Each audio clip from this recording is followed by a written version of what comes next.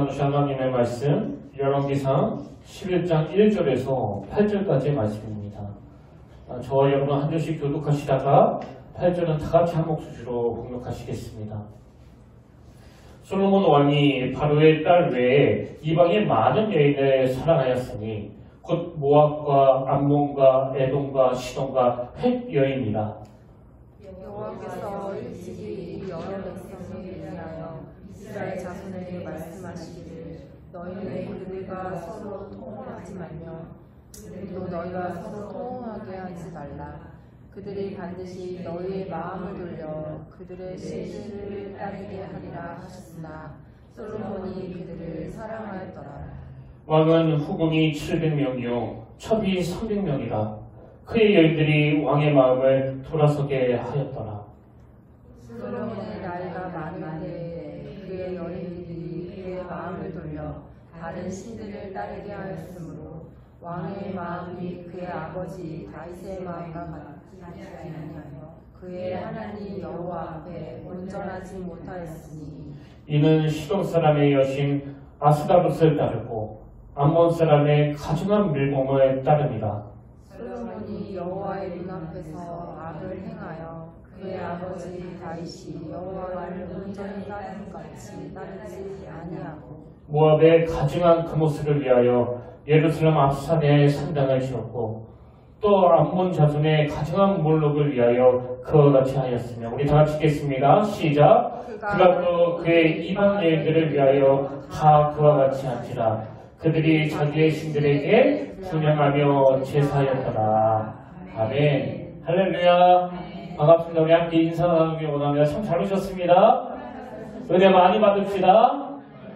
네, 오늘도 주님의 은혜가 이곳에 그리고 여러분 심령에 가득가득 넘치게 되시기를 주님의 이름으로 축복합니다. 그 흔히들 하는 말로 이제 끝이 좋으면 다 좋은 것이다. 또 끝이 괜찮아야 다 좋은 것이다. 이런 말들을 많이 하는데요. 저는 이게 참 우리 인생에 굉장히 중요한 포인트가 담겨있는 말씀이라고 생각합니다.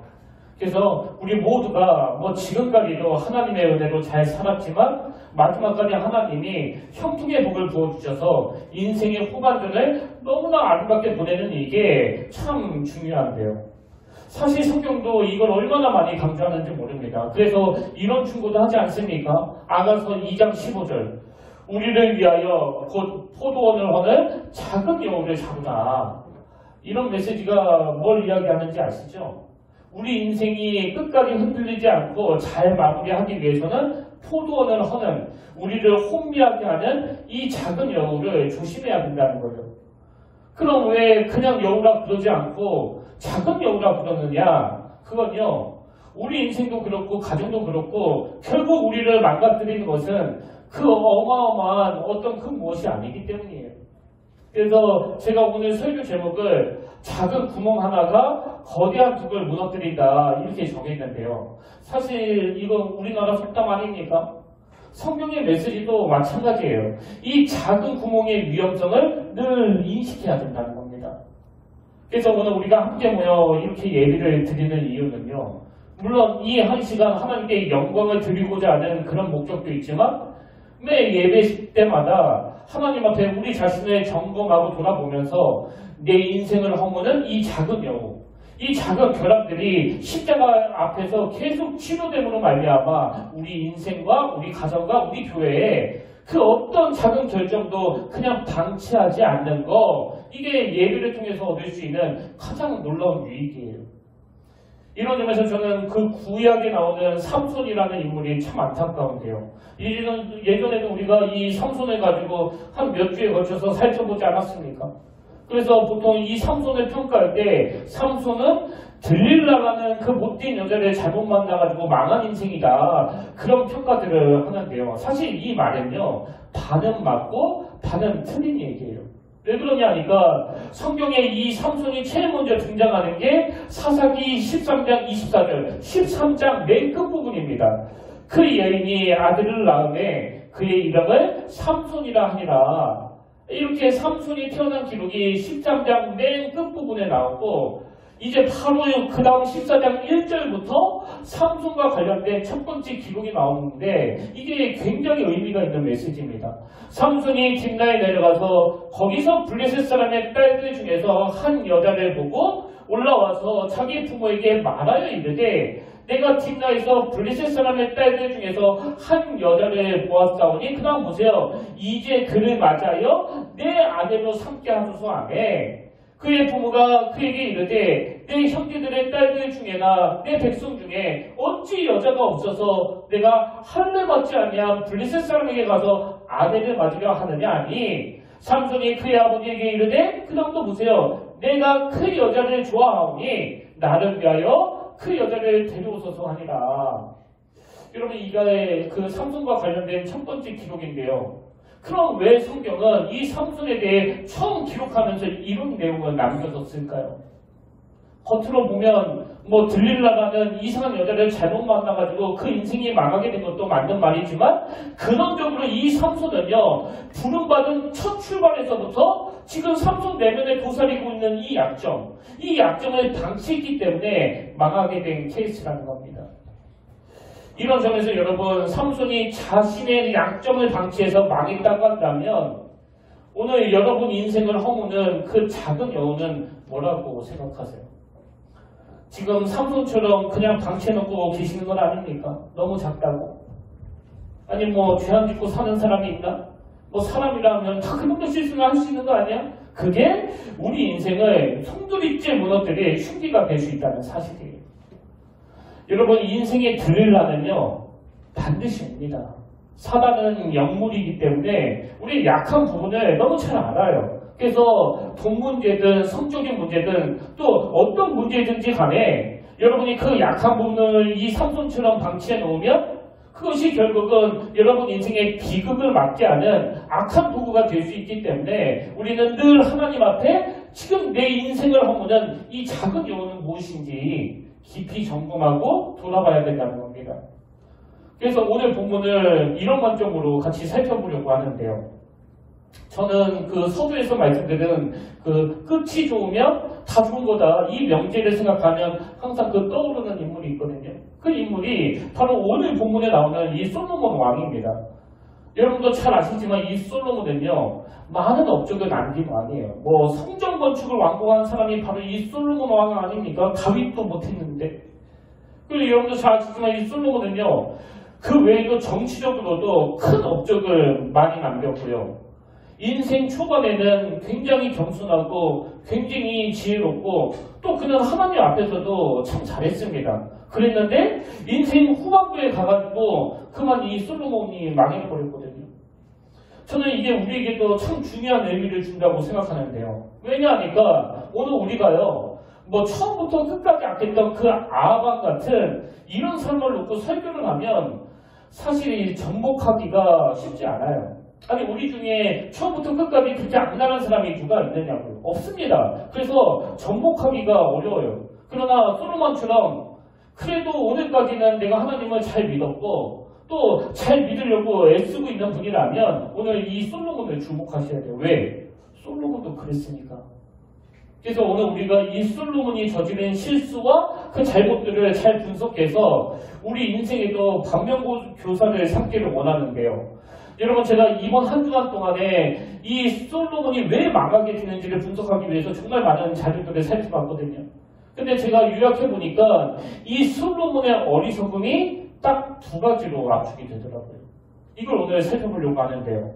여러분 이 솔로몬의 그 첫 번째 어리석음이 뭐냐? 여러분 이 솔로몬은요 첫 출발의 잘못을 방치했기 때문에 망했다는 겁니다. 이건 뭐 그 삼손하고 좀 흡사한 모습 아닙니까? 보편적으로 모든 학자들이 다 동의하는 게 솔로몬이 그렇게 망해버린 결정적인 이유가 그가 우상숭배의 죄를 범했기 때문이다. 그가 이방신을 섬겼기 때문이다. 이렇게 분석하거든요. 맞는 말씀이에요. 근데 그건 표면적으로 드러나는 이유고요. 오늘 우리가 분석하고자 하는 건 어쩌다가 그는 이 우상숭배의 죄에 빠지게 되었나 이 분석 아닙니까? 바로 오늘 본문이 그 결정적인 이유를 설명하고 있는데요.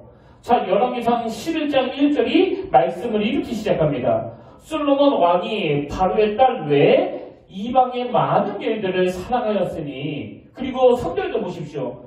왕은 후궁이 700명이요 첩이 300명이라. 바로 그 다음 설명이 이래요. 그의 여인들이 왕의 마음을 돌아서게 하였더라. 우상숭배의 죄가 바로 여기에서부터 시작이 된 거예요. 그리고 4절은요. 이 솔로몬이 왜 우상숭배를 했는지 그 이유를 너무나 선명하게 설명하고 있습니다. 솔로몬의 나이가 많을 때 그의 여인들이 그의 마음을 돌려 다른 신들을 따르게 하였으므로. 솔로몬이 왜 우상숭배를 하게 됐는지 아시겠죠? 수많은 이방 여인들을 그렇게 첩으로 그렇게 호국으로 거리고 있었던 거기에서 악한 영향을 받게 됐다는 그 얘기예요. 근데 제가 오늘 본문에서 주목하는 게 뭐냐면 이렇게 잘못된 행동을 하게 된 그 첫 출발이 과연 어디서부터 시작됐느냐. 솔로몬은 언제부터 옆길로 빠지게 되었나. 열왕기상 3장 1절을 보십시오. 솔로몬이 애굽의 왕 바로와 더불어 혼인관계를 맺어 그의 딸을 맞이하고. 여러분 이 열왕기상 3장은요. 솔로몬이 왕으로 등극한 지 얼마 되지 않았던 때를 기록한 거거든요. 지금 뭘 말씀드리고 싶은지 아시겠죠? 솔로몬은요. 첫 출발서부터 이방 바로 왕의 딸과 결혼했고 그것을 그냥 방치해 놓은 거예요. 그리고 더 무서운 게 뭔지 아십니까? 솔로몬이 그 첫 잘못을 그냥 방치했더니 이제 그대로 멈춰있는 게 아니라 계속 끝까지 없이 확장해 나가는 거예요. 자 11장 3절을 다시 보시겠습니까? 3절 왕은 호국이 700명이요 첩이 300명이라. 저는 이걸 딱 보는데 무슨 생각이 드는가 하니까 저 초등학교 다닐 때 교실안에서 그 우표 수집하는 게 한참 유행했던 적이 있거든요. 그래서 좀 잘 사는 집 애들은 그 두꺼운 우표첩이 뭐 몇 개나 되고요. 저같이 그 가난한 집 애들은 아니 뭐 우표 살 돈이 어디 있나 그래서 다 빵 사 먹고 그랬는데 제가 이 내용을 보면서 무슨 생각이 드냐 하니까 우리가 우표를 수집할 때 이 솔로몬은 수많은 후궁과 첩을 수집했구나. 제가 웃기려고 이런 말씀을 드리지만 여러분 여기에 무서운 메시지가 있습니다. 그게 뭐예요? 우리가 해결해야 될 어떤 죄의 문제를 그냥 방치해 놓으면 이 죄가 그대로 멈춰 있는 게 아니라 이 죄의 확장성, 이 죄가 끝까지 없이 확장해 나간다는 거예요. 그렇기 때문에 성경은요 우리에게 강력하게 경고합니다. 고린도전서 5장 6절 너희가 자랑하는 것이 옳지 아니하도다 적은 누룩이 온 덩어리에 퍼지는 것을 알지 못하느냐. 지금 뭘 지적하는지 아시겠죠? 예수님도 마찬가지예요. 이 문제에 대해서 이렇게 지적하십니다. 마태복음 16장 6절 예수께서 이르시되 삼가 바리새인과 사두개인들의 누룩을 주의하라. 여기 보면 지금 예수님이 그 악한 사두개인들과 바리새인들이 전하는 그 교훈을 이 누룩에다가 비유하시는데요. 그럼 왜 주님이 그들의 잘못된 교훈을 이 누룩이라고 말씀하시느냐? 지금 예수님의 심정이 이래요. 그들이 가르치는 아주 작은 가르침이라 할지라도 이게 나중에는 너희들의 삶을 뒤흔드는 무서운 결과를 낳게 된다는 걸 너희들이 간과해서는 안 된다는 거예요. 저는 주님의 이 말씀을 읽으면서 최근에 그 넷플릭스에서 방영한 나는 신이다 이 프로가 생각나는데요. 거기 보면 그 이단에 빠져버린 너무나 많은 사람들이 나오거든요.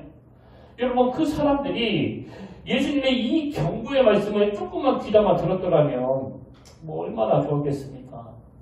근데 그 잘못된 교훈 하나를 그냥 방치했더니 나중에는 그게 자기도 힘들게 하고 또 가족들도 힘들게 하는 거 아닙니까? 여러분 오늘 우리가 정말 무서워해야 되는 건요. 이 죄의 확장성이에요. 죄의 확장성. 그래서 저는 이런 내용들을 쭉 조사하다가 그 성경에 되게 재미있는 표현 하나를 발견했는데요. 자, 전도서 10장 1절을 공동번역으로 한번 보십시오. 파리 한 마리가 빠져 죽으면 되게 재밌습니다. 파리 한 마리가 빠져 죽으면 향수 한 병을 버리게 된다. 그렇듯 한창은 어리석은 행동 때문에 지혜로 얻은 영광을 물거품으로 돌려버리는 수가 있다. 뭐 표현은 재미있지만 살벌하고 무서운 경고 아닙니까? 내 인생에 그 파리 한 마리가 빠진 것 같이 작은 죄의 씨앗이 내 마음에 자리 잡고 있다면 이게 내 인생 전체를 망가뜨릴 수 있다는 그 이야기예요. 그렇기 때문에 여러분이 지금 해결해야 돼. 아무에게도 들키지 않은 배우자에게조차도 드러나지 않는 그러나 나는 알고 있는 양심에 어떤 부담을 느끼는 작은 죄의 씨앗이 있다면 오늘 성령님께서 그 문제를 해결해 주시도록 기도하셔야 돼요. 회개 자리로 나가셔야 됩니다. 여러분, 이 죄는요, 무증상이에요, 무증상. 죄는 증상이 없습니다. 그래서 방치하기가 쉽거든요. 그래서 저는 오늘 성령님이 우리의 이 작은 영혼을 다 드러내시기를 원해요. 그리고 이 문제가 더 커지기 전에, 이 죄가 더 확정되기 전에 하나님 앞에 회개하고 또 청산하는 이게 바로 우리가 살 길임을 믿으시길 바랍니다. 이게 솔로몬의 어리석음을 통해서 우리가 얻어야 되는 첫 번째 메시지라면요. 솔로몬의 두 번째 어리석음이 뭐냐? 자기 장괴를 의지한 겁니다. 저는 이 솔로몬이 그 수많은 이방 여자들을 궁으로 끌어들인 게 어떤 면에서는 그 삼손하고 좀 다른 케이스가 좀 다르다고 생각하는데요. 왜 그러냐니까 여러분, 사실 이 솔로몬이 그 많은 이방 여자를 호궁으로 삼고 첩으로 삼은 건 이 나라를 잘 통치하고 싶어하는 그 마음에서 출발한 얘기예요. 그 우리나라 사극 같은 걸 보면 그런 경우들을 종종 보지 않습니까? 뭐 나라는 힘이 없지, 중국은 또 힘이 엄청 강하지. 그 강대국들이 언제 공격할지 모를 때 전략적으로 나라의 안정을 꾀하기 위해서 다른 강대국과 경략 결혼을 하는 그런 내용들을 우리가 종종 보지 않습니까? 솔로몬도 마찬가지예요. 그래서 많은 학자들이 솔로몬이 초창기에 애굽왕 바로의 딸과 결혼한 건 전략적으로 참 나라를 위해서 결혼한 거라고 분석하거든요. 근데 여러분, 이게 더 악하다는 거예요. 이게 삼손처럼 성적인 어떤 욕망을 못 이겨가지고 그렇게 한 것보다 솔로몬이 전략적으로 한 이게 더 악하다는 겁니다. 그럼 왜 이게 더 악한 일이냐? 제가 설명해 드릴게요. 그 역대상 22장에 보면 이제 아버지 다윗이 아들 솔로몬을 불러놓고 예전에 하나님이 자기에게 주셨던 그 말씀을 이 아들에게 전하는 내용이 나오는데요. 자, 무슨 내용을 전하는지 한번 보십시오. 역대상 22장 9절입니다. 보라, 한 아들이 내게서 나리니 그는 온순한 사람이다. 내가 그로 주변 모든 대적에게서 평온을 얻게 하리라. 여기 나오는 온순한, 또 평온, 이게 히브리어 원어로는 누아크라는 단어인데요. 지금 우리말은 다르게 번역됐지만 이게 다 같은 단어예요. 다 같은 단어. 그래서 누아크라는 단어는 쉼, 평안, 안정, 이런 뜻을 가지고 있습니다. 여러분, 이거를 기억하시고 그 다음 보세요. 그의 이름을 솔로몬이라 하리니 이는 내가 그의 생전에 평안과 안일함을 이스라엘에게 줄 것임이니라. 지금 하나님이 계속 쉼, 평안, 안정 이런 표현을 쓰고 계시는데요. 여러분, 혹시 이 솔로몬이라는 이름의 뜻이 뭔지 아세요? 솔로몬이라는 어원 자체가 샬롬이라는 뜻이에요. 샬롬. 그러니까 하나님은 지금 다윗의 아들에게 샬롬이라는 의미를 가진 이 솔로몬이라는 이름을 주시면서 그 솔로몬을 향해서 두 가지 약속을 하시는 겁니다. 첫 번째 약속이 뭐예요? 내가 이름을 그렇게 지어준 것 같이 네 아들 솔로몬 인생에 내 샬롬을 허락해 주겠다. 이게 하나님의 첫 번째 약속이고요. 그리고 두 번째 약속이 뭐냐? 네 아들 솔로몬만 내 샬롬을 누리는 게 아니라 솔로몬이 통치하는 동안에 그 나라와 모든 백성들이 내 샬롬을 누리게 해주겠다. 이 두 가지 약속을 하나님이 이 다윗에게 주셨단 말이에요. 그렇다면 아버지 다윗을 통해서 이 사실을 알게 된 솔로몬이 어떻게 해야 되느냐? 주변 사람들이 자기 이름을 부를 때마다 뭘 확신해야 됩니까? 하나님은 어떤 상황에서도 나를 샬롬의 길로 인도해 주시기로 약속하셨다. 그것만이 아니에요. 비록 그 강대국들이 호시탐탐 나라를 공격하려고 막 기회를 노리고 있지만 하나님은 나를 통하여 내가 가진 이 샬롬을 모든 백성들이 누릴 수 있도록 약속해 주셨다. 이걸 확신하면서 하나님을 전적으로 신뢰해야 되는데, 제가 아까 그 정략 결혼이 솔로몬 입장에서는 나라를 엄청 위한 일인 것 같지만 삼손처럼 어떤 성적인 충동 때문에 저지른 것보다도 더 악하다고 이야기한 이유가 바로 여기에 있는 거예요. 여러분, 삼손처럼 성적인 충동을 못 이겨서 죄를 지으면요, 잘못한 걸 깨닫는 순간 대부분이 다 회개해요. 하나님, 이거 내가 잘못했습니다. 용서해 주세요. 다시는 안 그러겠습니다. 그러나 이 솔로몬 같은 부의 사람이 굉장히 문제가 심각한 게, 나는 나라를 위해서 그렇게 한 거다. 그런 자기 확신을 가지고 있으니까요. 전혀 돌이킬 생각을 안 하는 겁니다. 근데 결과적으로는 여러분 그거 아시죠? 하나님이 평가하시는 이 솔로몬은 나라를 두동강낸 인물이에요. 두동강. 그래서 솔로몬의 치명적인 문제는 한마디로 말하면 솔로몬은 자기 스스로 만들어낸 그 샬롬의 방식을 가지고 하나님의 샬롬을 죽여버린 겁니다. 오늘 저와 여러분 모두가 다 두려워해야 되는 게 바로 이거예요. 내가 인위적으로 만들어내는 내 방식의 샬롬이 놀라운 하나님의 샬롬을 짓밟아 버릴 수 있다. 이건 이삭의 아내 에서와 야곱의 어머니 그 리브가도 마찬가지 아닙니까? 야곱만 너무 사랑하는 거예요. 이 엄마가. 왜? 쌍둥이 둘을 낳았는데 모든 부모는 그 약한 놈이 더 마음이 가잖아요. 큰 놈은 아들답게 막 씩씩하고 또 사냥도 잘하고 아버지도 너무 좋아하고 그래서 문제가 전혀 없는데 엄마 눈으로 보기에 이 야곱은 뭔가 부실해요. 모자라요. 그래서 아버지도 인정을 안 해. 그러니까 이 엄마 나름대로의 해법을 가지고 그 아들을 위해서 장자권을 빼앗는 일을 사주하다가 그 결과 어떻게 됩니까? 아들이 야간구주 하잖아요. 아니 이 엄마가 그냥 내버려 뒀더라면 야곱이 그런 끔찍한 고난을 안 겪을 수 있었던 거 아닙니까? 그래서 여러분 나중에는 리브가가 그렇게 사랑하는 아들인데 이후로 그렇게 도망간 아들이 이 엄마를 죽을 때까지 못 만납니다. 더 이상 그 사랑하는 아들을 못 보고 죽어요. 이게 도대체 뭐냐고요. 근데 하나님은요. 이 리브가가 임신할 때도 분명히 약속하셨습니다. 창세기 25장 23절 여호와께서 그에게 이르시되 두 국민이 내 태중에 있구나. 두 민족이 내 복중에서부터 나누리리라. 이 민족이 이 족속이 저 족속보다 강하겠고 그 다음 보세요. 큰 자가 어린 자를 섬기리라. 하나님이 이렇게 리브가에게 분명히 약속하셨단 말이에요. 그럼 이 리브가가 어떻게 해야 됩니까? 아무리 엄마 눈으로 보기에 애가 부실해 보여도 이 엄마가 큰 자가 어린 자를 섬기리라. 이 하나님의 약속을 믿어야 되는 거 아닙니까? 그래서 솔로몬도 또 야곱의 어머니 리브가도 자기가 만들어낸 샬롬으로 하나님의 샬롬을 짓밟아 버린 거예요. 그래서 여러분 제 인생의 그 모토가 뭔지 아십니까? 뭐 여러 개가 있는데 그 중에 하나가 하여튼 저는 저에게 그런 얘기를 종종 해요. 김의수 제발 좀 가만히 있어라. 좀 설치지 말고. 이건 뭐 그 보통 애들한테는 하는 이야기 아닙니까? 야 너 왜 이렇게 까부냐. 가만히 좀 있어. 엄마가 다 알아서 할 거야. 제가 평택에 올라오고 나서 지난 5년 동안 저를 얼마나 많이 이렇게 꾸짖었는지 몰라요. 왜?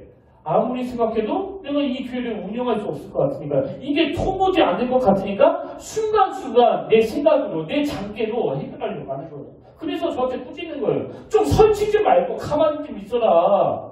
네가 하나님이냐? 여러분 리브가가 그렇게 사랑하는 아들을 자기 장계 때문에 고생시켰다고 한다면 이건 뭐 모든 가정이 다 해당되는 거 아닙니까? 자녀 키우고 나서 돌아보면 그때 그냥 내버려 뒀더라면 하나님이 단계별로 키워주실 텐데 괜히 우리가 자식을 위해서 나섰다가 오히려 하나님과 더 멀어지게 만드는 이런 일은 뭐 한둘이겠냐고. 그리고 여러분 솔로몬은요 아마 이 나라가 망하는 그 순간까지도 자기는 나라를 엄청 위한다고 생각했을 거예요. 내가 수많은 이방 여인을 첩으로 후궁으로 받았기 때문에 이 나라가 이렇게 평안한 거라고 그렇게 생각했을 겁니다. 근데 이게 솔로몬으로 하여금 자기도 망하고 나라도 두동강의 원인을 제공했다고 한다면 저와 여러분은 솔로몬처럼 리브가처럼 내 장기를 의지하는 한 본능이 꿈틀거릴 때마다 시편 46편 10절이요. 이르시기를 너희는 가만히 있어. 너희는 가만히 있어. 뭘 알라고요? 내가 하나님 됨을 알지어다. 그래서 저는 지난주 이 찬양이 저에게 얼마나 은혜가 되는지 모릅니다. 주님 말씀하시면 내가 나가리다. 주님 뜻이 아니면 내가 멈춰서리라. 여러분 여기에 어려운 게 있습니까? 주님 말씀하시면 내가 나가면 되고 주님의 뜻이 아니면 내가 멈추면 되는데 이게 도대체 뭐가 어렵냐고요. 그래서 제가 만든 게 그 물철학 아닙니까? 물철학? 가만히 있는 게 물철학이에요. 왜? 물은 내버려둬도 위에서 아래로 흐르니까.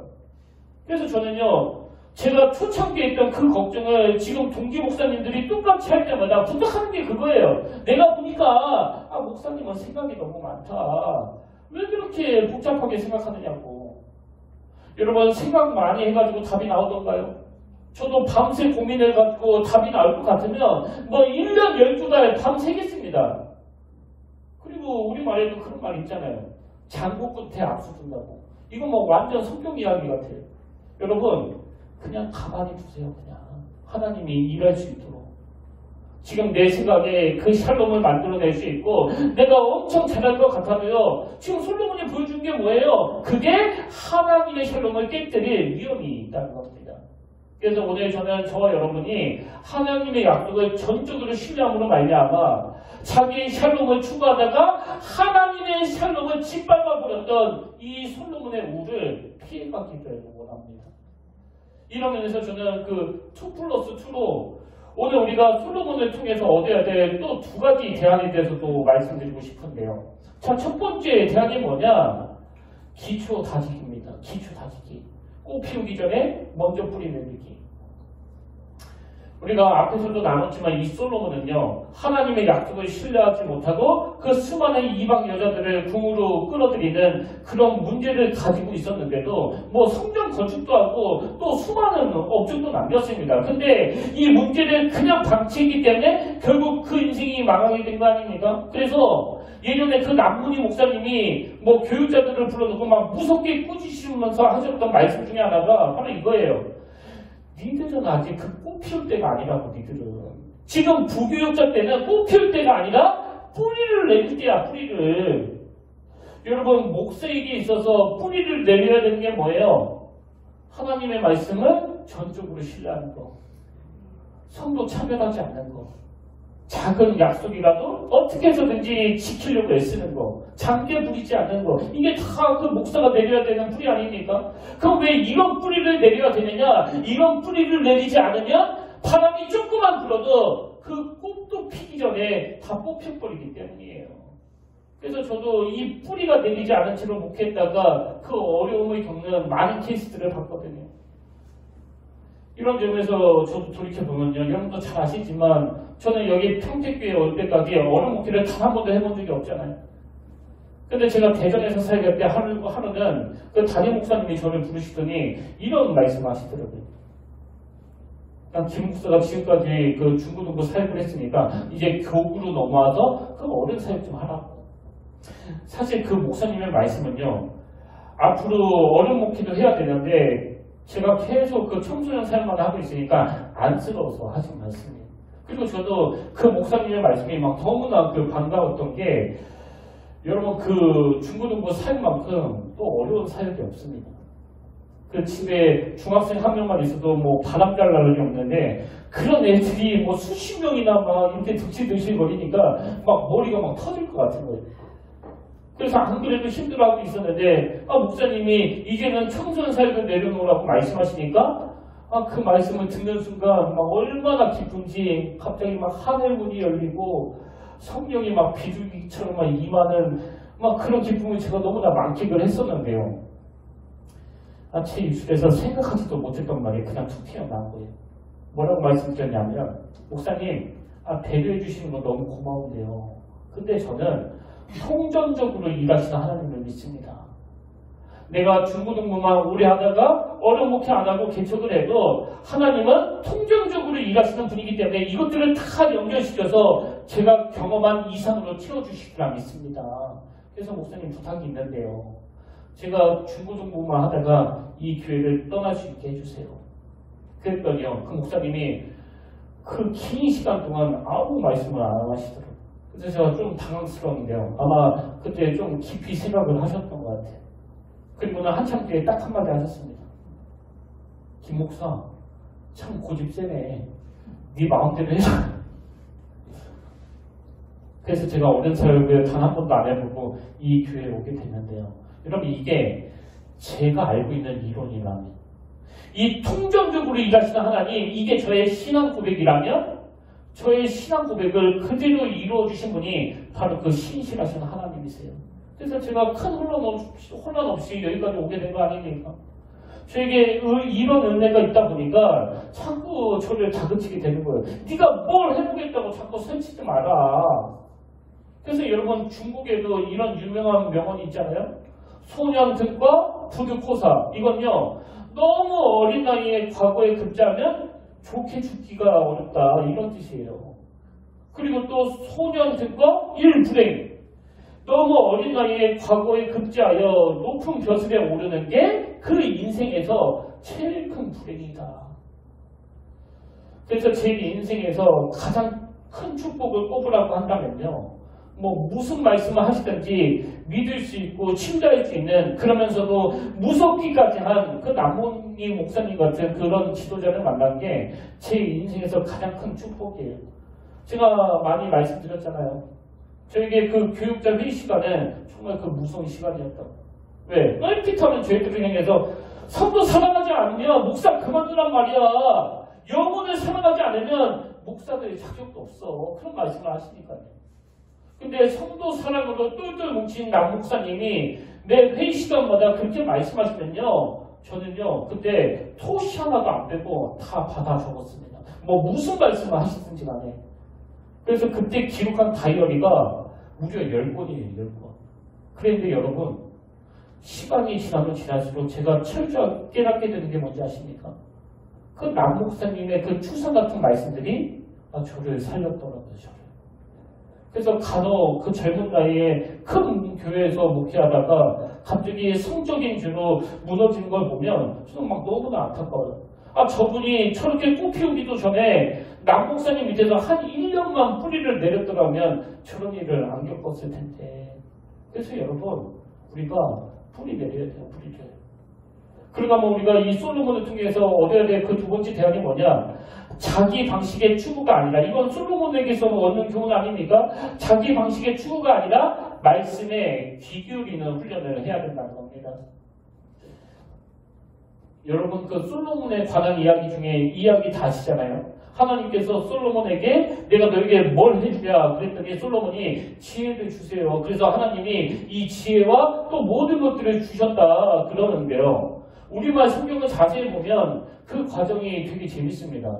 하나님이 솔로몬에게 내가 너에게 뭘 주기를 원하느냐 그랬더니 솔로몬이 이렇게 말해요. 열왕기상 3장 9절, 누가 주의 이 많은 백성을 재판할 수 있어오니까 듣는 마음을 종에게 주사 주의 백성을 재판하여 선악을 분별하게 하옵소서. 뭐 지혜를 달라는 게 아니네요.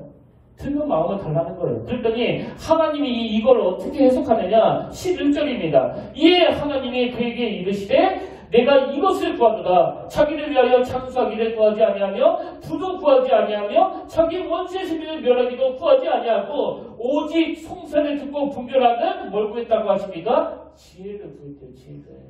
근데 우리가 방금 전에도 살펴봤지만 솔로몬은 지혜를 구하는 게 아니라 그 듣는 마음을 구했거든요. 그럼 왜 하나님은 솔로몬이 지혜를 구했다고 말씀하시느냐? 여러분, 하나님이 생각하시는 지혜는요, 사람을 대할 때나 하나님을 대할 때나 이 듣는 마음이 바로 지혜라는 거예요. 지혜. 솔로몬이 이걸 좀 빨리 알았더라면, 그래서 주변 강대국 때문에 불안해할 때마다 내 이름은 샬롬이라고 지어주신 하나님을 의지하면서 그 하나님의 말씀에 귀를 기울였더라면 얼마나 좋았겠냐고요. 근데 솔로몬은 뭐 재판자라면 지혜는 좀 있었을지는 몰라도 이 하나님의 말씀을 들으려는 그 마음은 없었다는 거 아닙니까? 그래서 제멋대로 정력교육을 한 거예요.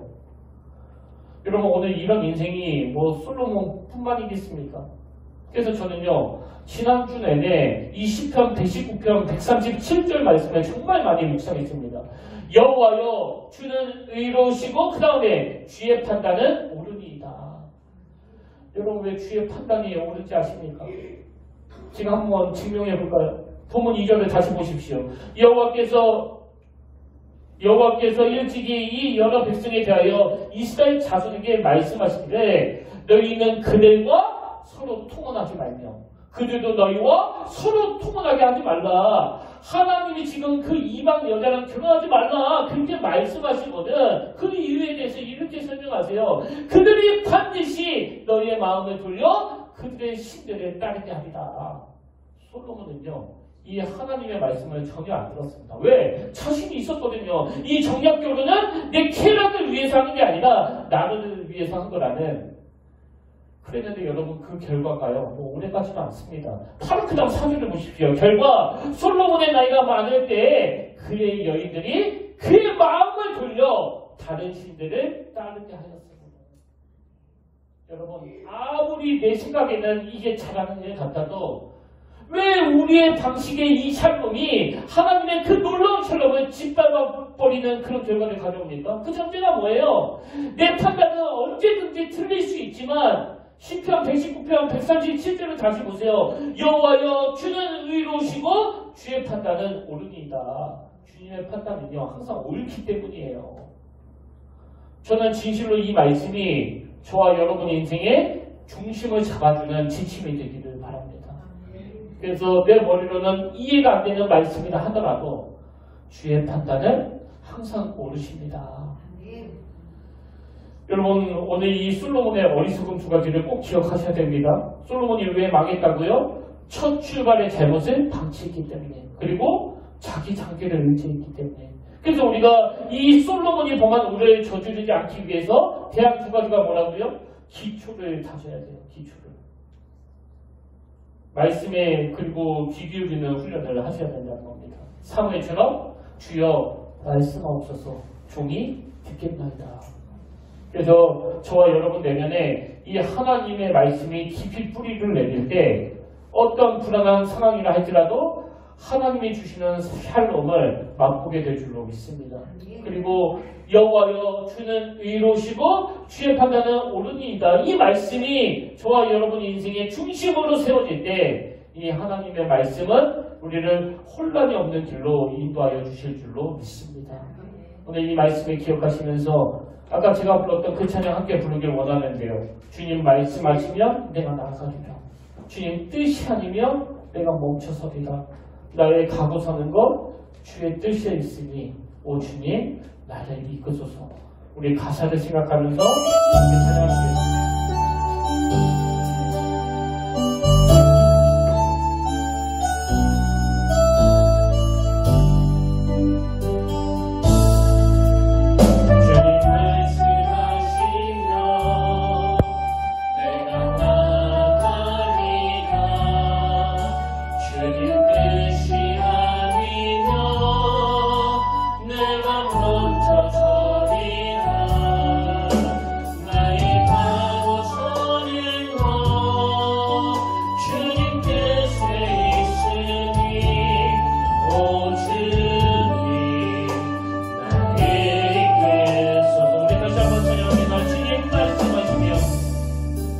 주님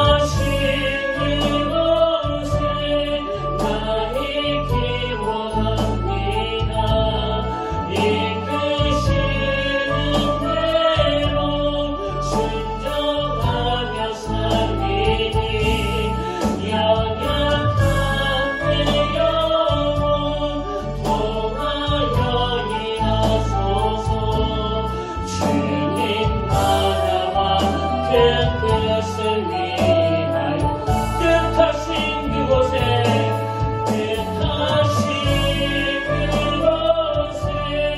나를 있기 원합니다. 이끄시는 대로 순종하며 살리니 연약한 내 영혼 통하여 일어서서 주님 나라와 뜻을 위하여 오 주님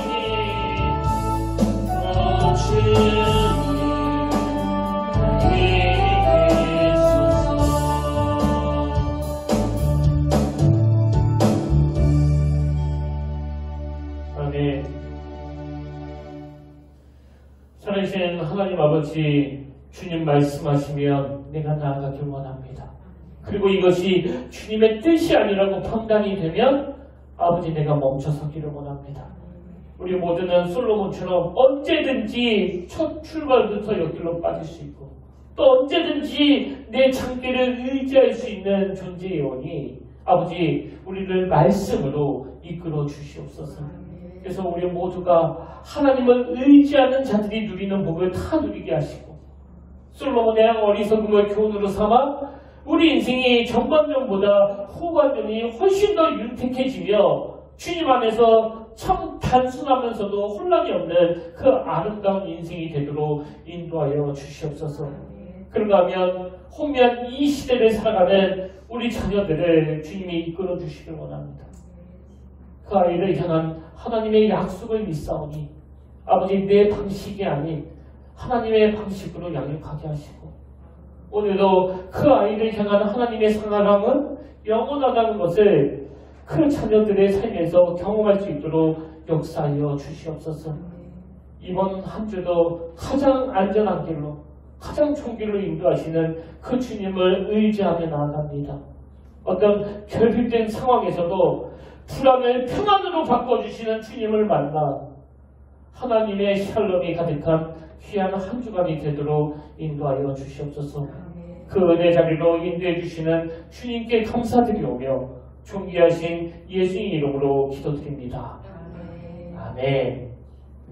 우리 다 자리에서 일어나셔서 파송 찬양으로 주만 바라볼지라 우리 함께 선언하며 우리 가사를 생각하며 나아가기 원합니다.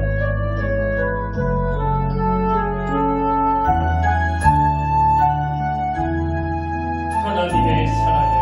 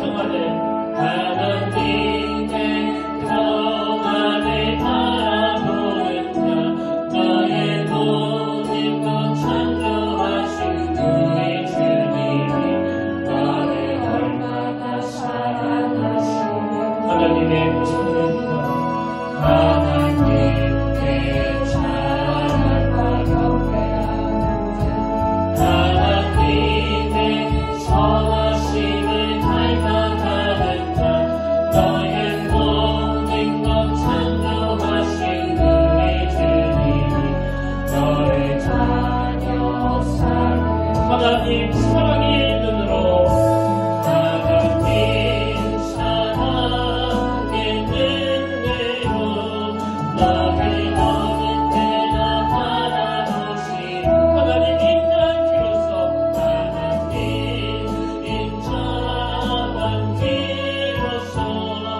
언제나 너에게 기울이시니 어느 내 맑은 빛을 비춰주시고 너의 작은 신음에도 응답하시니 너는 어느 곳에 있든지 주를 향하고 찬양하라 우리 마지막으로 하나님의 사랑의 눈으로 하나님 사랑의 눈으로 너를 어느 때나 바라보시고 하나님 인자한 귀로서 언제나 너에게 기울이시니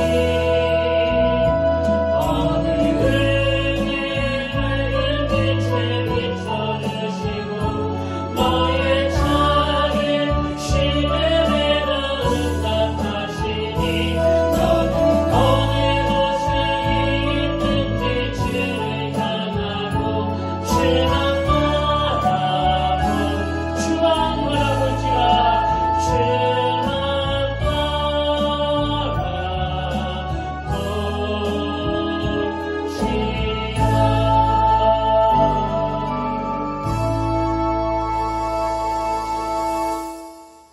여호와여 주는 의로우시고 주의 판단은 항상 옳으니이다. 아버지 우리 인생에 이 흐트러진 중심이 다시 세워지기를 원합니다.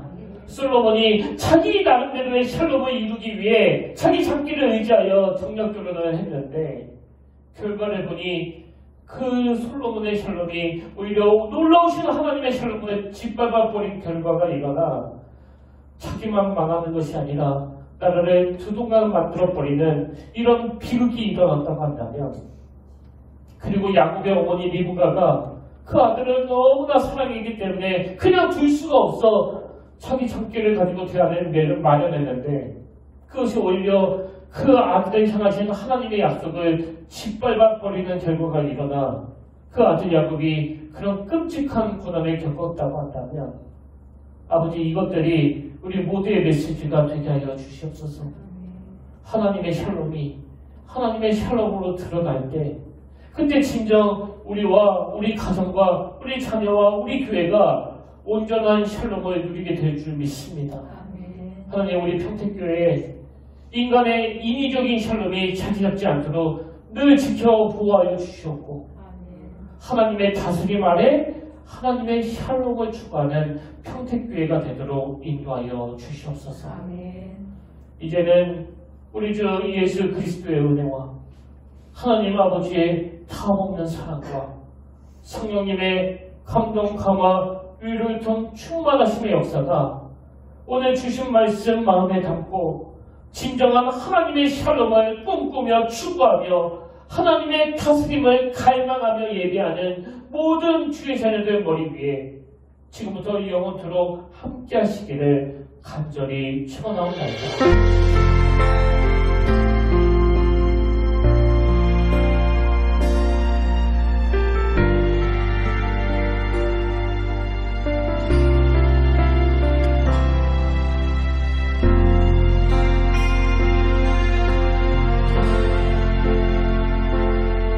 지금 서 있는 이곳에서 높이 주님을 받으소서.